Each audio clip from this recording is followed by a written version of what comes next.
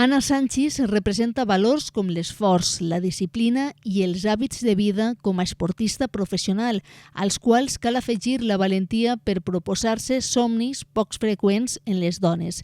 Somnis, lluites i metes que s'han contagiat a més xiquetes que han seguit els seus resultats com a esportista.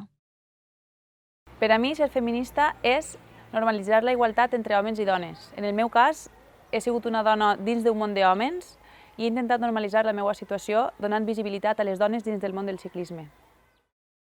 El feminisme aporta aquesta igualtat que he comentat, donar visibilitat i donar l'opció a les dones que poden fer qualsevol cosa al igual que els homes. La pandèmia mundial l'he viscut treballant un muntó per la meva feina i he tingut que ajudar a les mares que venien a consulta més xiquets, que han tingut que suportar la càrrega del teletreball fictici, perquè és molt complicat treballar amb tota la família a casa i portar aquesta càrrega endavant amb aquesta situació. A les noves generacions m'agradaria aportar-los les meves vivències i tot el que he tingut que lluitar per normalitzar que les dones poden fer exactament el mateix que els homes.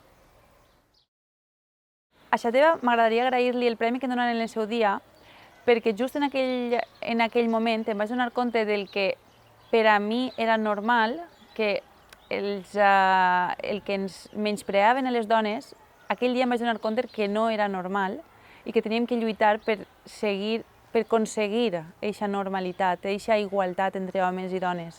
En aquell moment vaig contar una anècdota d'una de tantes que em passaven a mi quotidianament i tots es van quedar molt estranyats, no? I això va ser el que em va fer veure que teníem que seguir lluitant per aquesta igualtat.